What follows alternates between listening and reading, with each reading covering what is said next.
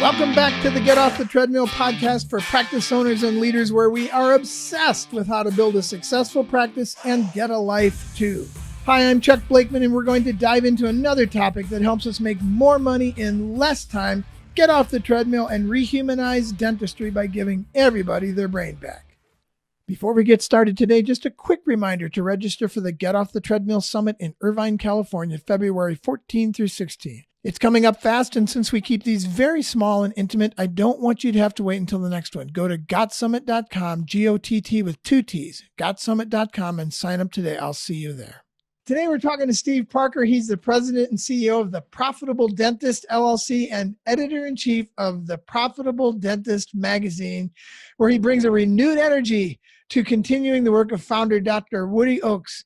Under his leadership, the Profitable Dentist has grown to be the nation's most read periodical for dental practice owners. I know I love it. By delivering the kind of relevant, high-value content they demand at every transition throughout their career, from student through retirement. In addition, Steve has expanded the annual TPD Practice Owners Conference to reach the largest online audience of dental professionals ever, and is aggressively building the largest online learning management resource for post-dental school practice education and CEU credit in the country. Steve, it's a real pleasure to have you on our podcast. Welcome. Chuck, it is an honor to be here. I appreciate you asking me. We've spoken a few times over the years, done several interviews together, and it is always a thrill to be with you. Yeah, well, I'm excited to have you with us. So today we're going to talk about how you can use your practice to build your ideal lifestyle.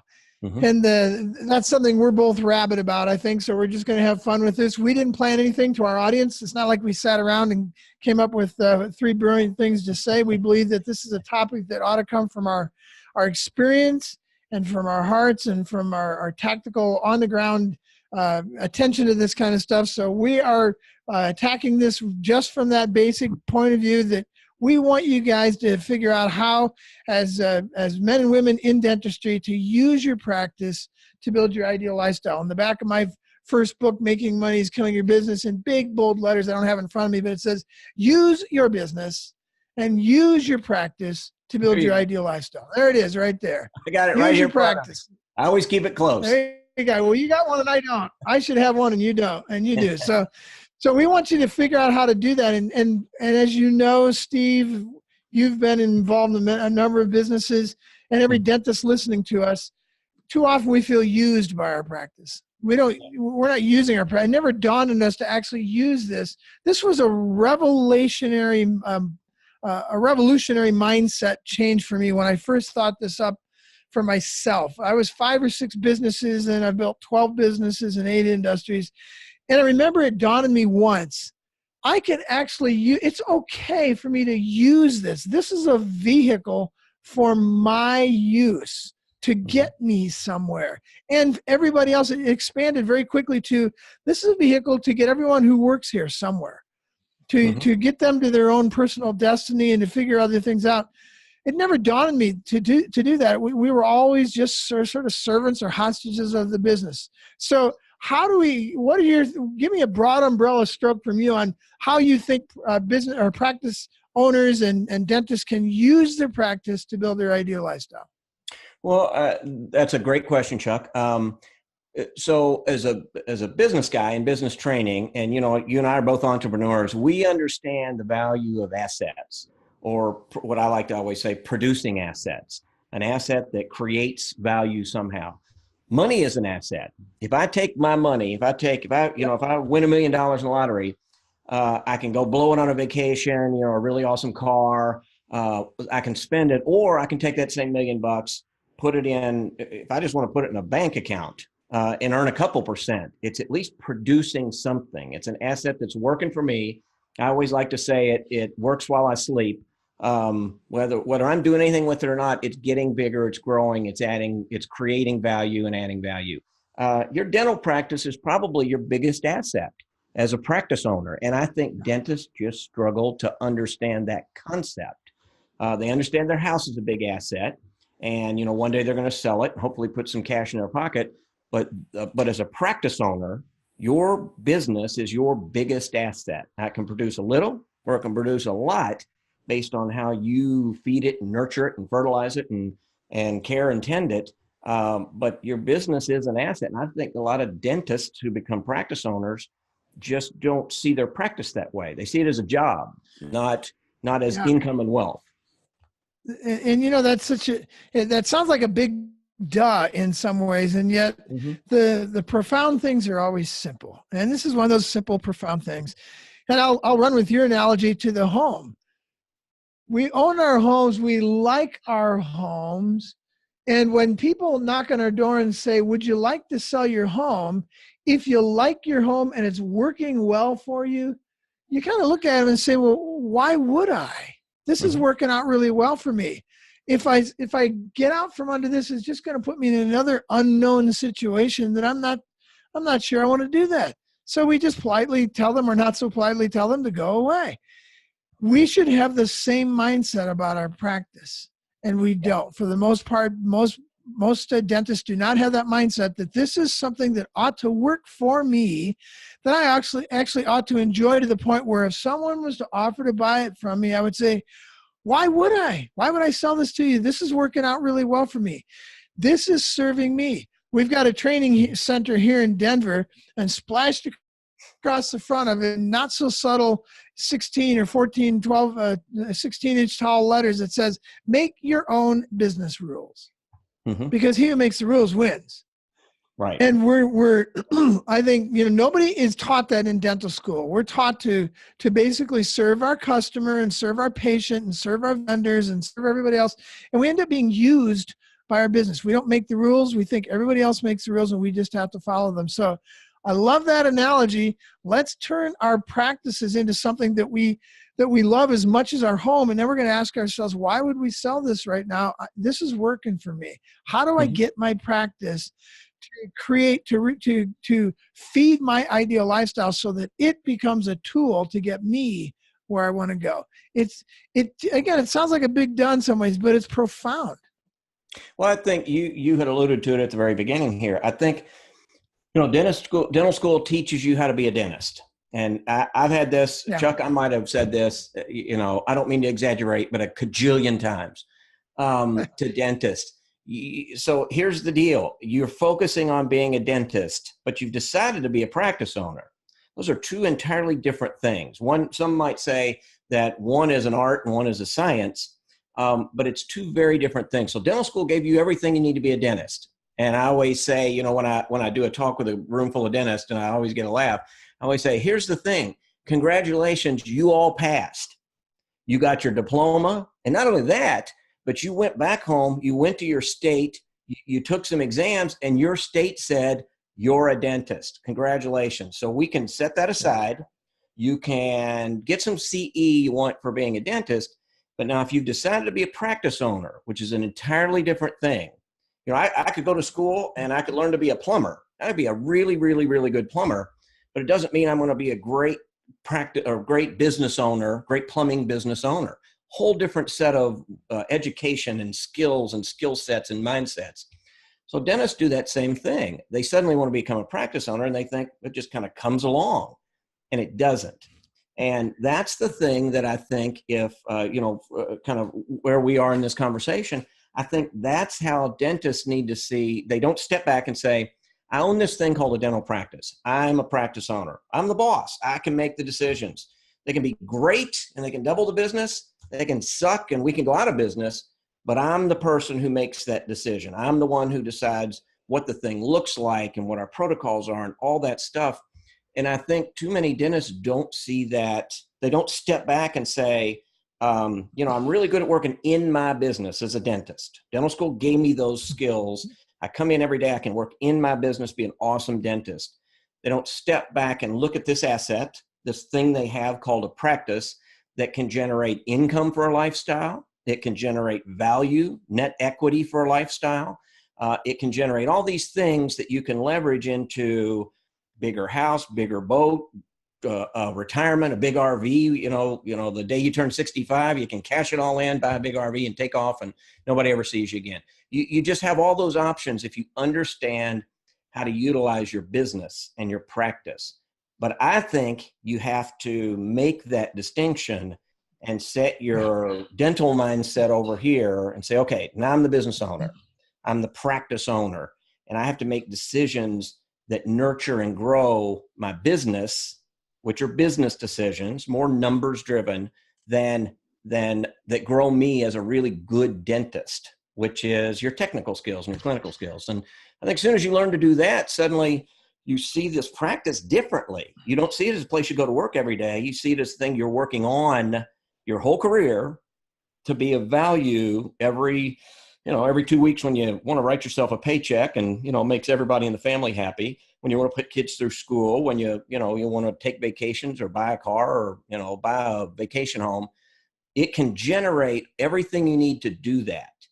But you can't be the only person doing that. You've got a facility, you have team, you have process, you have systems. All those things go into your business producing what you need to have that ideal lifestyle that you want. But, it can't be you going in and saying, man, I got to do a lot of crowns this week because, I want to buy that new boat, or I need to do a lot of implants this week because I'm about to sell my practice in a couple of years. And I need a good chunk of money to get out of it. That's what I call the desperation mindset, and patients feel it. Staff feels it. I watch docs do it literally every day. And, it just doesn't have to be that way.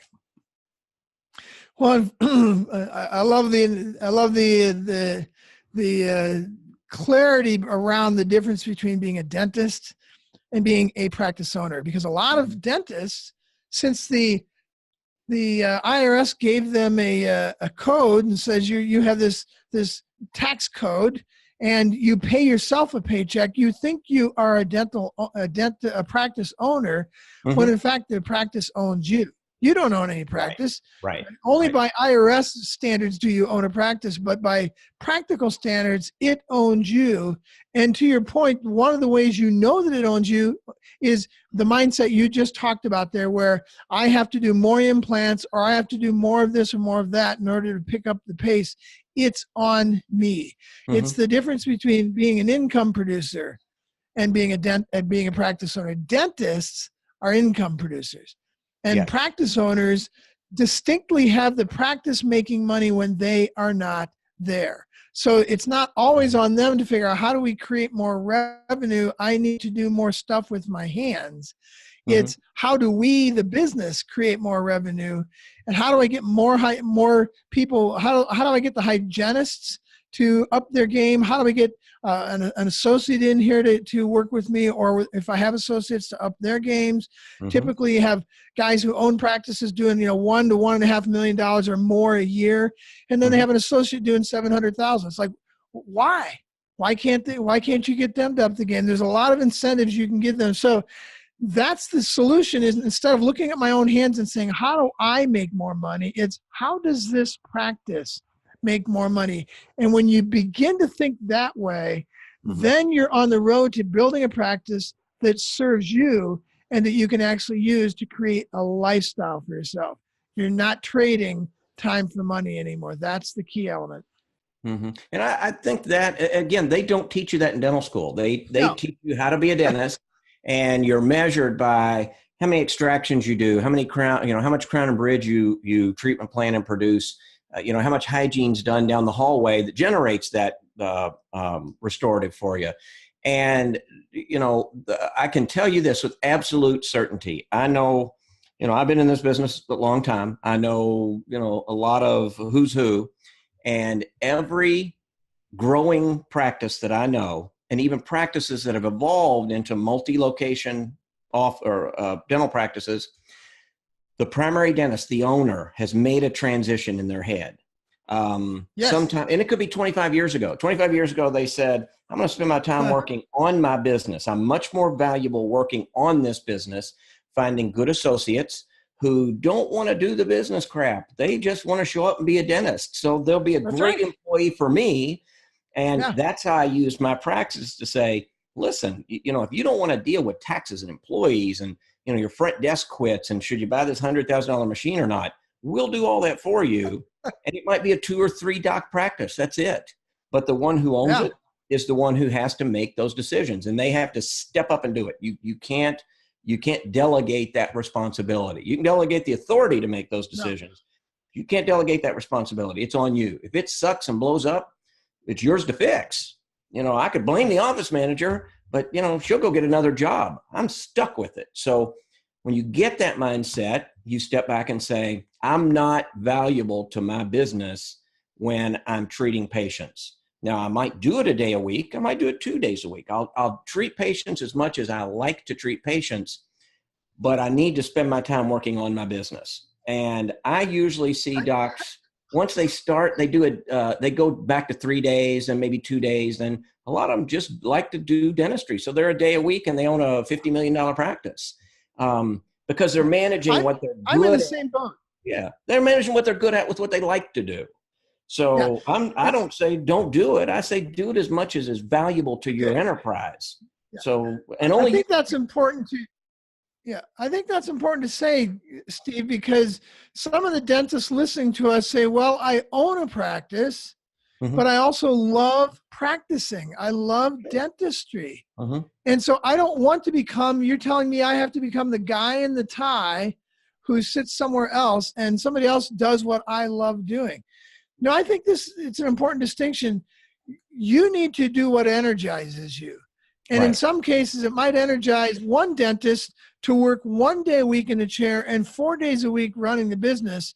And the next guy's just the opposite. I want to work 4 days in the week in the chair, and I want to work 1 day a week running the business. If that's your choice, somebody has to be working the 4 other days either in the business or in the chair in order to cover that piece of it. So it's not like you have to give up what you love, but if you want to own a practice, you can't own a practice and just be a dentist. Somebody has to be running that thing. Either you or somebody else has to be running that thing, and vice versa. If you want to, if you want to be the practice owner, then somebody else should be producing the revenue. And you do it. I'm in the same boat. We have what we would call a stage 5, 6 business with a little bit in 7. A stage 5, 6 business where the owner is still producing. I still do income producing stuff, and I don't ever want to get out of that.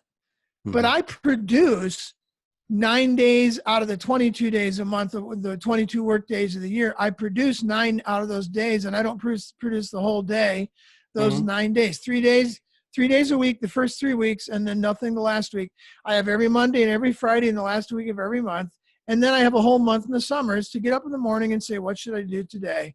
And that's when I run the business, or I develop my own, develop myself, or I develop my professional career.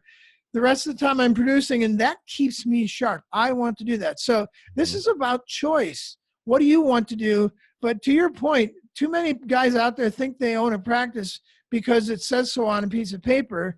Then they spend all their time in the seat doing dentistry and wondering why this thing just doesn't work. They struggle, Chuck. They struggle their entire life. And there's a statistic that I sort of build the philosophy of my magazine around. And it is that the ADA did a study 2015, and they updated in 2017. 96% of dentists are not financially able to retire at the age of 65.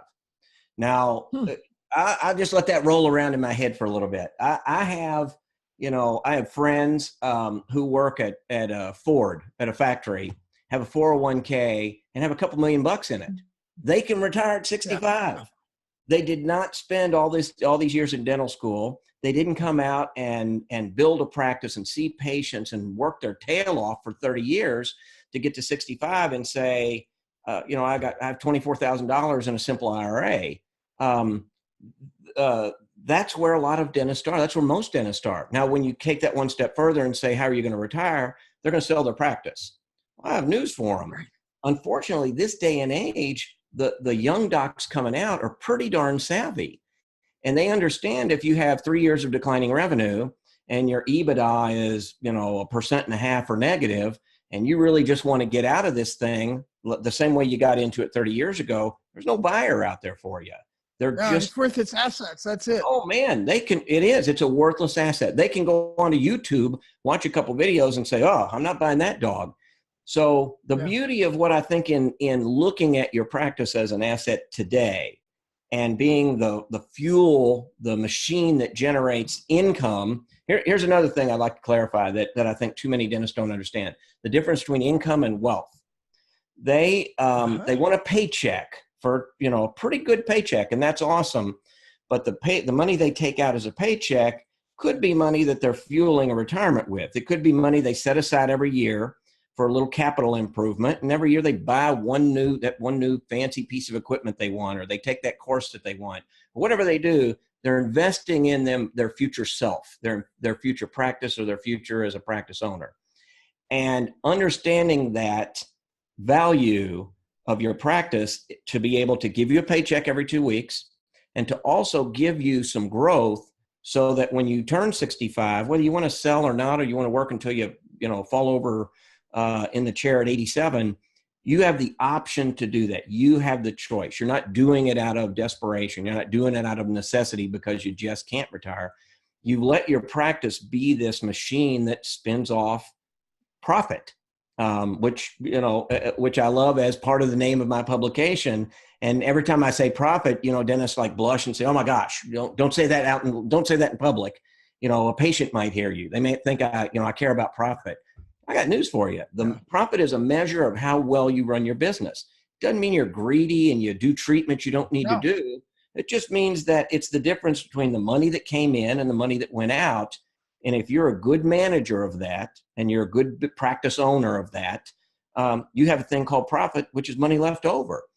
I don't know many business owners. In fact, I'll put it this way. If profit scares you and you don't like it and it's horrible to you, go get a job and get a paycheck. But do not become a practice owner, because your practice runs on profit. That's what fuels it. And if that's your mindset, that profit sort of gets in the way of dentistry, think of it this way. If you're a great dentist and you're really concerned about helping people, and you don't want money to get in the way of that, the reality of it is, if you are profitable, you will be able to help more people. So you really should be concerned about profit, because you want to help more people. So it's not about being greedy. It's about, as my Irish friend says, give from your fruit, not from your root. You need a rich root system. You need to be able to build your root system and have profitability so that you have more to give. So be altruistic and know that you need profitability in order to do that. Well, let's give people something tactical and practical to work with as we close off here. What's one thing somebody can do to get started to create their own ideal lifestyle and move from being just a dentist to a real practice owner? One of the things that I always suggest is that the duality of your mindsets, your dentist mindset and your practice owner mindset. So, and here's the beauty of our age. Chuck, I always like to call it sort of my vintage. I'm 57. And I always tease and say I own 5 kids, and they're all, they were teenagers for a long time, so it was a lot funnier. But, now they're 20-ish, 21, 22, in college, in the Marine Corps, they're all moved out. But it is to invest in as much practice ownership as CE for your clinical. And here's how you do that. If I ask my kids to do something, everything my kids need to do, if they need something for their car or something for the house, the first thing they do is go to YouTube. YouTube didn't exist, so it takes me a while. I still do it. You can learn anything on YouTube. Now you can learn. I have dentist friends who claim you can learn how to do implants on YouTube, and they'll tease about getting a degree from the University of YouTube. Take that, carve that off, and spend time understanding what EBITDA is. EBITDA, earnings for interest, tax, depreciation, amortization. Understand that one thing, the power of that one thing. First, and I promise you, if you look at your EBITDA every month, real earnings every month, you will start to get in the groove of saying, okay, this is great, let's grow it. And you'll suddenly find a little bit more money in the bank, and you'll find that, hey, if I take a percentage of my EBITDA every month and I set it aside, I can hire 1 new staff member. I can update the reception area. I can clean up those ratty bushes out front. I can add that piece of equipment that I wanted to get or replace it. but you suddenly start managing by the money that's left over. So EBITDA is just profit. If you haven't figured that out, go on to YouTube. Well, that's a great place to start. And that's the simplicity of it. EBITDA is just profit. How many of us actually understand how much money this thing's making and what we can do to help more people when we do that? It's a great, simple one thing for people to begin to work with. Well, Steve, how can people get a hold of you? I am very active and available on social media. Steve Parker. My magazine is The Profitable Dentist. So it's theprofitabledentist.com. You can reach me there. My email is steve@theprofitabledentist.com. And that's probably the best way. I do answer every email. I get a lot of them, Chuck, probably 3 or 4 or 5 a day with simple questions about, hey, I'm kind of stuck with this. What do you think? I love those. It's part of what I do. I really love the ones where a dentist asks me a question about how to grow their business, how to understand this, that I can feel that they're looking at it bigger. And like you said, they realize that as a practice owner, it's the key to their lifestyle. So they're kind of stepping back and looking at it. So, I answer them all at the end of the day, but I really, really, really like those. Excellent. Well, make sure for our listeners, make sure you guys sign up for the Profitable Dentist magazine and subscribe to the Profitable Dentist podcast. I've been listening to the podcast and reading the magazine. It's well worth your time and energy to get involved in that stuff. Steve, this has been a joy to have you with us today. It's been too short. We'll have you back. Likewise. Chuck, I appreciate being on. Thanks, sir. Have a great rest of your day. You too. See ya. If today's topic got your juices flowing, remember to register for the life-changing Get Off the Treadmill Summit in Irvine, California, February 14 to 16. Go to GOTSummit.com, GOTT with 2 T's, GOTSummit.com, and sign up today. I'll see you there. If this podcast was helpful, please subscribe by computer or by phone, or connect with us at www.gotsummit.com, 2 T's, GOTT Summit.com. That stands for Get Off the Treadmill. We have those summits quarterly for dental practitioners only. Or connect with us at www.chuckblakeman.com or email us at grow@cranksetgroup.com. Let's get off that treadmill. Let's get into the participation age. I look forward to seeing you in the next podcast. Thanks.